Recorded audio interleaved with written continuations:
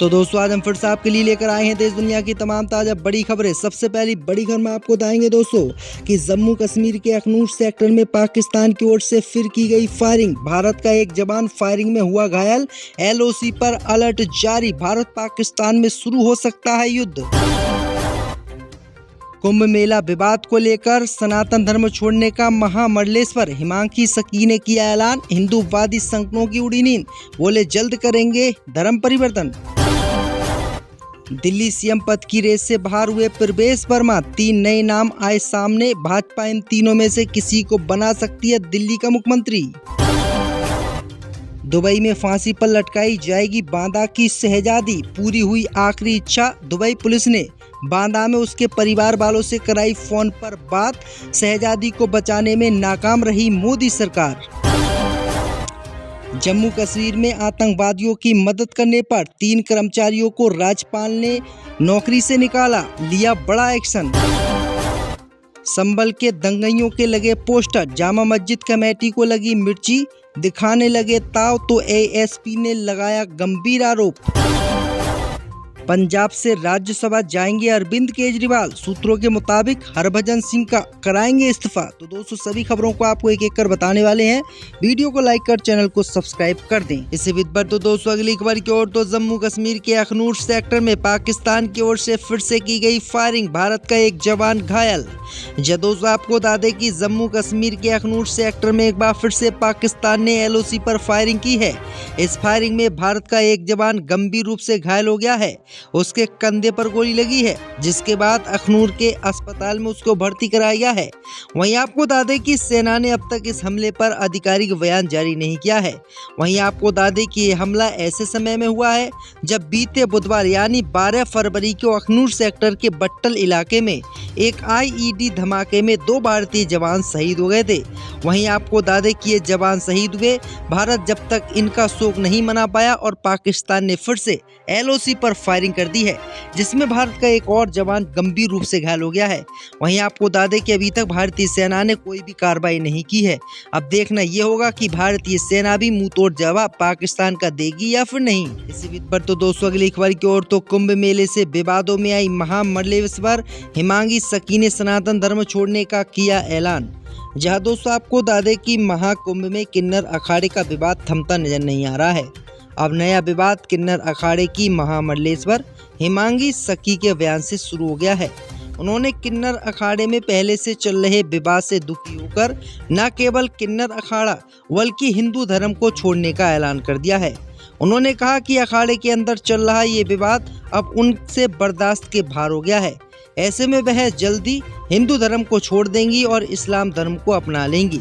महामंडलेश्वर हिमांशी सकी ने यह बयान किन्नर अखाड़े के ही एक अन्य महामंडलेश्वर कल्याणी नंदगिरी पर हमले के बाद दिया है। हिमांशी सकी का कहना है कि उनके ऊपर इस हमले के आरोप लगे हैं, जबकि उनका इससे कोई मतलब ही नहीं है। इसी बीच पर तो दोस्तों अगली खबर की ओर तो दिल्ली CM पद की रेस से बाहर हुए प्रवेश वर्मा। 3 नए नाम आए सामने।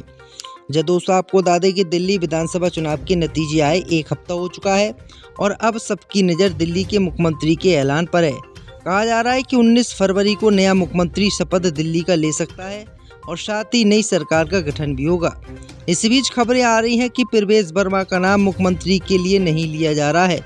सूत्रों के मुताबिक अब मुख्यमंत्री पद की रेस में 3 नए नाम शामिल हो गए हैं। पहला नाम है मजिंदर सिंह सिरसा, दूसरा नाम है जितेंद्र महाजन और तीसरा नाम है रेखा गुप्ता। बीजेपी के अंदर चर्चा चल रही है कि इन तीनों में से कोई एक दिल्ली का नया मुख्यमंत्री बन सकता है। इसके बाद 1 या 2 दिन में पर्यवेक्षक की नियुक्ति की जाएगी। फिर विधायक दल की बैठक होगी जिसमें CM का नाम घोषित किया जाएगा। इसी बीच पर तो दोस्तों अगली खबर की ओर तो दुबई में फांसी पर लटकाई जाएंगी बांदा की शहजादी। पूरी हुई आखिरी इच्छा। दुबई पुलिस ने परिवार वालों से कराई फोन पर बात।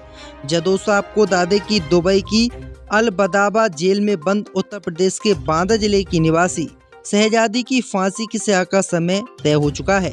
अगले 24 घंटों में अबू धाबी कोर्ट से फांसी की सजा पाए जाने वाली शहजादी को फांसी दे दी जाएगी। मौत से पहले अपनी आखिरी इच्छा पूरी करने के लिए अबू धाबी जेल प्रशासन ने शहजादी को फोन पर अपने परिवार वालों से बात करने का मौका दिया।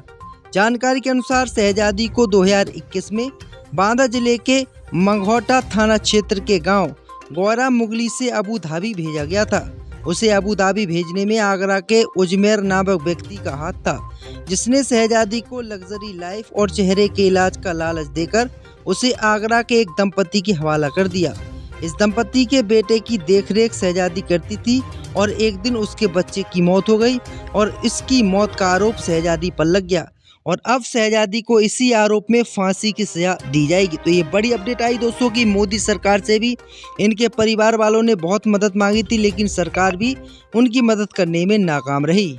इसी बीच पर तो दोस्तों अगली खबर की ओर, तो दिल्ली में आपके 3 पार्षद बीजेपी में शामिल, ट्रिपल इंजन सरकार बनाने की कवायद भाजपा ने की तेज। जब दोस्तों आपको बता दें कि दिल्ली में चुनाव जीतने के बाद अब बीजेपी ट्रिपल इंजन सरकार बनाने की कोशिश में है। आम आदमी पार्टी के 3 पार्षद आज बीजेपी में शामिल हो गए हैं। दिल्ली बीजेपी अध्यक्ष वीरेंद्र सचदेवा की उपस्थिति में इन आप पार्षदों ने भाजपा का हाथ थामा। अब सवाल उठ रहा है कि क्या एमसीडी में अगला मेयर बीजेपी का होगा। आपके जो पार्षद बीजेपी में शामिल हुए हैं उनसे एडरीजगंज से पार्षद अनीता व्यास, आर.के. पुरम से पार्षद धर्मवीर और चपराना वार्ड 152 से पार्षद निखिल शामिल हैं।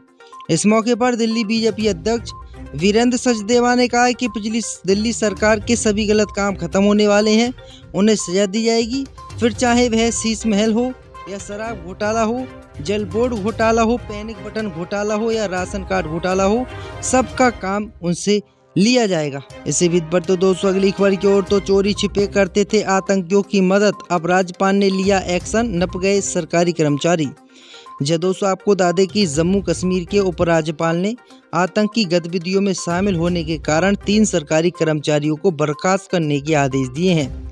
बर्खास्त सरकारी कर्मचारियों में एक टीचर है और एक पुलिस कांस्टेबल है और एक वन विभाग का कर्मचारी है। इन तीनों पर आरोप है कि इन्होंने आतंकियों के लिए हथियार जुटाने में मदद की और घाटी में हिंसक प्रदर्शन के लिए लोगों को उकसाया। बताया जा रहा है कि इन तीनों को पाकिस्तान और पाकिस्तानी अधिकृत कश्मीर यानी POK से निर्देश दिए गए थे। वहीं आपको बता दें कि लश्कर तैयबा के लिए इन पर आरोप है कि ये लश्कर तैयबा के लिए काम करते थे और ये दोस्तों छापेमारी के दौरान हथियारों को नहीं उठाते थे और हथियारों से आतंकियों की मदद करते थे। इसी बीच पर तो दोस्तों अगली खबर की ओर, तो पंजाब से राज्यसभा जाएंगे अरविंद केजरीवाल, सूत्रों के मुताबिक हरभजन सिंह भज्जी का कराएंगे इस्तीफा। जब दोस्तों आपको बता दें कि अरविंद केजरीवाल दिल्ली विधानसभा का चुनाव हार गए। उनकी आम आदमी पार्टी भी बीजेपी से पराजय झेलकर दिल्ली की सत्ता से बाहर हो गई। दिल्ली विधानसभा चुनाव के नतीजे 8 फरवरी को आए थे।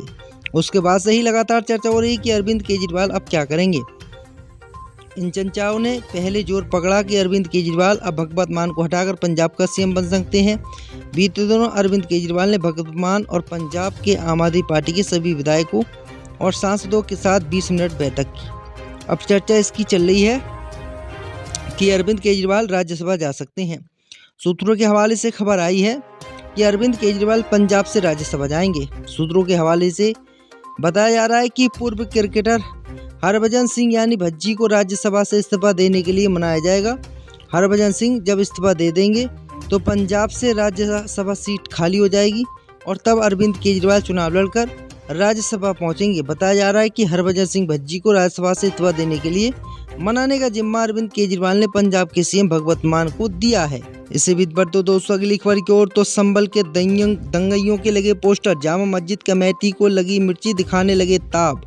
जब दोस्तों आपको बता दें कि उत्तर प्रदेश के संभल में जामा मस्जिद सर्वे के दौरान 24 नवंबर को भड़की हिंसा में एक बार फिर से पुलिस ने कार्रवाई तेज कर दी है। पुलिस ने हिंसा मामले में फरार चल रहे उपद्रवियों की धरपकड़ के लिए एक नया हथकंडा आजमाया है। उत्तर प्रदेश पुलिस ने 74 उपद्रवियों के पोस्टर जारी कर दिए हैं। इन उपद्रवियों की पहचान के लिए जगह जगह पोस्टर लगाए गए हैं।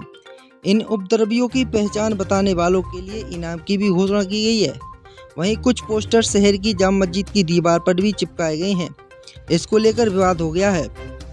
मस्जिद कमेटी के सदस्य ने मस्जिद की दीवार पर पोस्टर लगाने का विरोध किया तो अपर पुलिस अधीक्षक ने ऐसी खरी खोटी सुनाई कि विरोध करने वालों की बोलती बंद हो गई। तो ये बड़ी अपडेट आ रही दोस्तों। इससे भी बढ़ते दोस्तों अगली खबर की ओर, तो अमेरिका में अब सैनिक नहीं बन पाएंगे ट्रांसजेंडर, यूएस आर्मी ने भर्ती पर तत्काल प्रभाव से लगाई रोक। जब दोस्तों आपको बता दें कि अमेरिका में ट्रांसजेंडर अब सेना में भर्ती नहीं हो पाएंगे। यूएस आर्मी ने सोशल मीडिया प्लेटफॉर्म एक्स पर पोस्ट करके इसकी जानकारी दी है। साथ ही सैनिकों को लिंग परिवर्तन कराने की भी इजाज़त नहीं मिलेगी और न ही सेना जेंडर अफर्मेटिव केयर की सुविधा उपलब्ध कराई जाएगी। दरअसल आपको बता दें कि अब तक जो है अमेरिका की आर्मी में जो हिजड़े होते हैं, किन्नर होते हैं, उनको ही भर्ती कर लिया जाता था, लेकिन अब सरकार ने नए नियम बनाए हैं कि इनको भर्ती अब नहीं किया जाएगा। तो ये बड़ी अपडेट आई दोस्तों कि किन्नर अब अमेरिका की आर्मी में भर्ती नहीं हो पाएंगे।